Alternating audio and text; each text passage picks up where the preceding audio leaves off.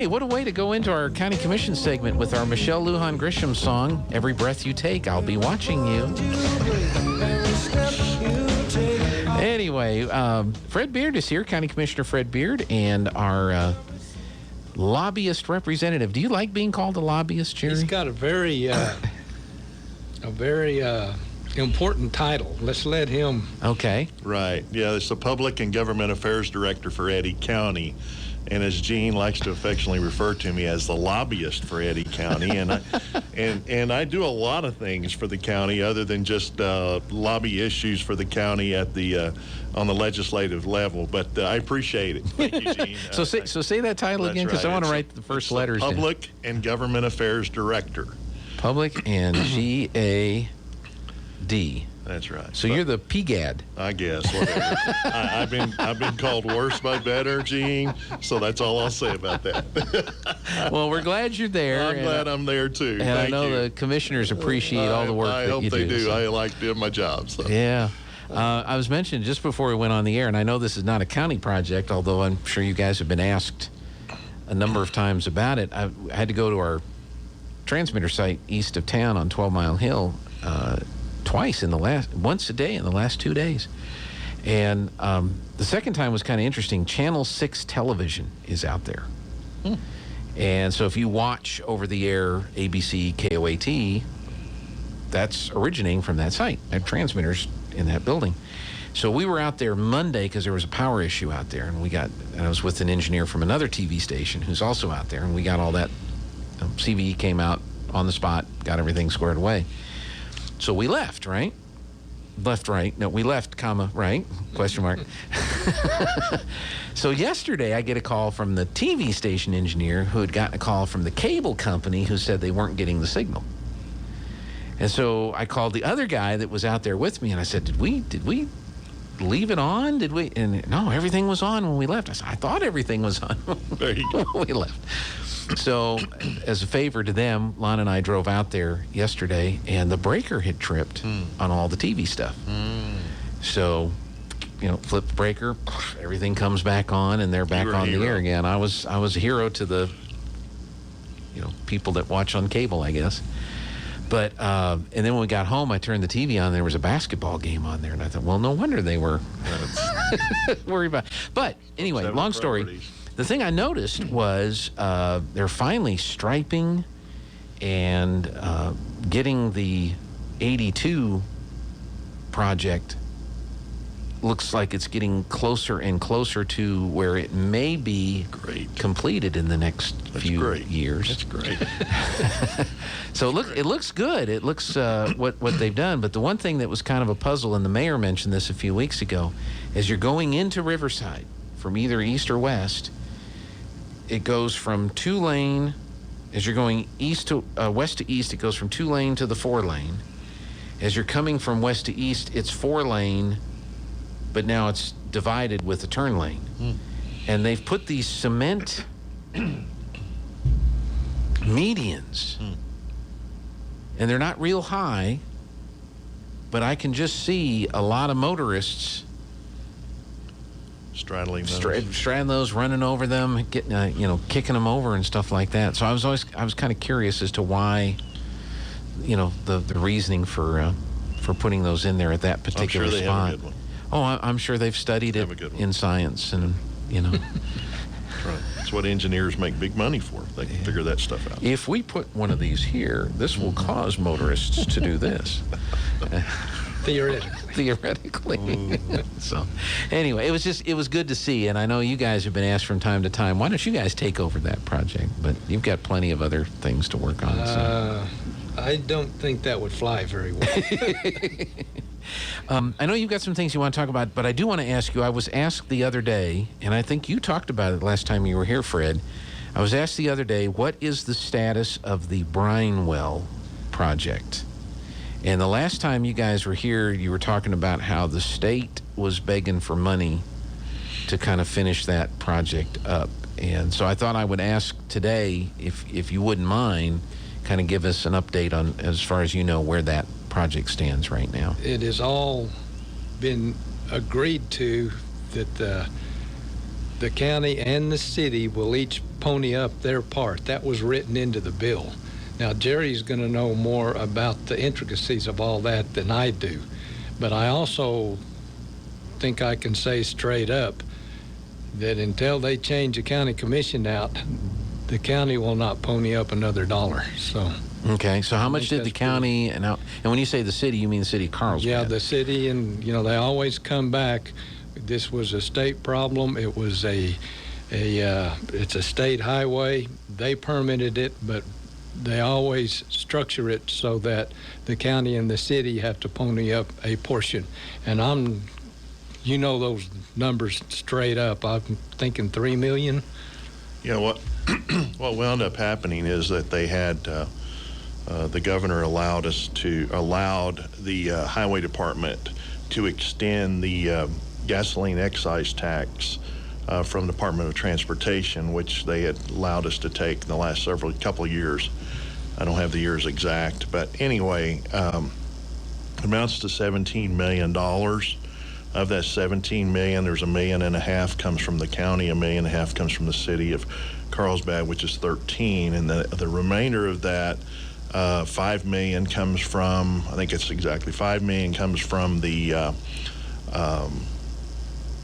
Oil Conservation Division, and then the remainder of that money will be paid for through the vehicle excise or gasoline tax, whatever that is. Okay. Gene, but that's how it's 17 million, I believe, round numbers.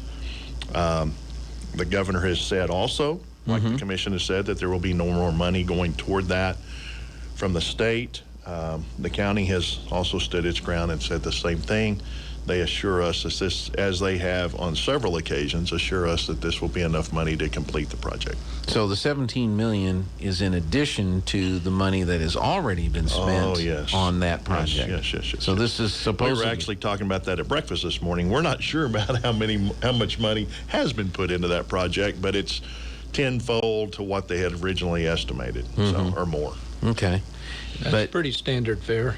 Yeah. It is. So the hope is I'm sorry? How is it said? That's always misunderestimated. Am I plagiarizing somebody? I always thought it was measure twice, cut once, but I don't know if that applies in this particular case. on that. But so the best estimate from all the experts is that with this additional $17 million, they should be able to finish filling the hole, for lack of a better word, to where it won't be a concern in the future. Well, we'll see. When do they, with all of this now that's been approved by these different parties, when do they anticipate resuming? I think it's within the year. Within the year. Okay.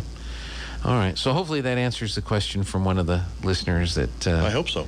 They had heard something and said, "What's going on with it? The website hasn't been updated. What's going on?" What? And I said, we've talked about it. I said, well, I'll ask again. So, and we hope that this will get this thing behind us, because the county and the cities both would love to spend their money on other things. Sure. And we should have already been doing that. It wasn't our responsibility to start with, but to our responsibility as far as what the problem was, but our responsibility is the safety of our citizens. So that's the reason we've done what we've done. Okay. To ensure that goes forward. Very good. We had a lot of flooding in the Carlsbad area last week, and a lot of concerns over roads. I think there was one loss of life from an individual who went around a barricade and drove into a flowing arroyo or stream. Have your road folks been out and about and assessed how the roads have handled the flooding from that particular thing? How are we looking out in the county with our roads after all this? Most of it's held up pretty well. There are isolated spots of some damage they're going to have to do some work on. Most of them are open, where the concrete slabs are just poured and they clean it up and drive across. Most of those roads are open. I know there's a spot where I live down on Black River that's pretty serious, but most of it's back open. I'm thinking the closer you get to the mountains, the more damage is done. This was not what I'd call a flood after spending many decades here. It was kind of an old-fashioned event. This used to happen pretty regular until the drought set in. It was not unusual for Dark Canyon and Rocky Arroyo and some of these Eagle Draw to get up and run 2 or 3 times every year. And I think that's back where we're at. So maybe the drought's over and it's coming on, but there is some damage that's going. I know they're assessing it. They've got a game plan. They're going to attack the high traffic areas first, and San Jose held up. That's been a problem in the past, but traffic's open on it. There was some damage, so. Mm-hmm. Now, is that part of the county's budget? Is money in reserve for repairs after these types of events that take place from time to time, or? I'm sure it is. I don't know exactly where that money's going to come from, but it will be repaired. From the annual budget, we can probably reallocate money. So there's some talk about maybe we need to go back and get some of the federal agencies involved on where there has been serious damage. But also what I'm hearing, we don't have enough damage to warrant that. There's got to be a certain dollar figure on it before they will come in. So. Mm-hmm. And there's still some angst over the last time we had the feds in here from 2014.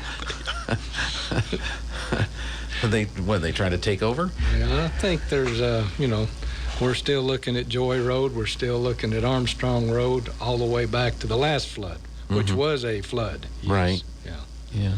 Well, a lot of this is engineered. I mean, as time goes on, as new roads are opened up or upgrades are done to roads, you take a little more time to engineer the rainfall and water flow through all of that. So I know Jason's looking at whatever repairs he does. He wants to do significant repairs, especially in intersections and crossings where these things will hold up better next time. So yeah, I'm sure that's part of the game plan. So well, good. Did you see the pictures that the sheriff had posted when he got up in the helicopter? Yes. Either one of you guys get up in a helicopter and fly around and look at I all? would have, but nobody invited me. So They didn't invite. What's the matter, Fred? I don't know. I guess I'm not important enough. Well, I'm glad it was. And like you say, maybe we're in a more typical monsoonal flow pattern now than we really haven't seen for quite a while. And the first person, and that's just my opinion now, the first person that says climate change, we're out of here. Get out. It's called the weather. There you go. I was just going to bring that up. So. Well, I stated my opinion. You're more than welcome to say yours. There has always been weather. So yeah, it doesn't remain consistent all the time. It changes. That's why they call it the average high and the average low and the average this. I think Fred and I have lived in southeast New Mexico long enough to understand that the weather changes in southeast New Mexico. Yeah, and it always has. That's right. Sometimes very quickly. it can change very quickly. Yeah, just stay around an hour. Well, when Lana and I first moved here many years ago, we were in a heavy snow pattern. I mean, they had big snowpack up in the mountains, and the ski areas were all happy, and 60, 70, 80-inch bases and stuff like that. And then I think that was at the tail end of that cycle, and then it kind of went down for a number of years. Exactly. And I don't know that it's ever come back to that. Right. But who knows? Maybe this will be the pattern that we start to go into. And then there'll be people that'll say it's because we switched Freons, and because we've been driving more electric cars, and because we've been doing all this, that's why the weather's better. Everybody has their opinion. That's right. They're because we have entitled to that. all these windmills out there They're now. entitled to that. I think we have different opinions on that. I need to take a break. We're going to come back on the other side. You guys had a county commission meeting yesterday, so I'm sure there's some things you want to share with us. We have County Commissioner Fred Beard, and we have Public and Governmental Affairs Director Just call me Jerry. Jerry is with us. We'll be back in just a moment. Now for a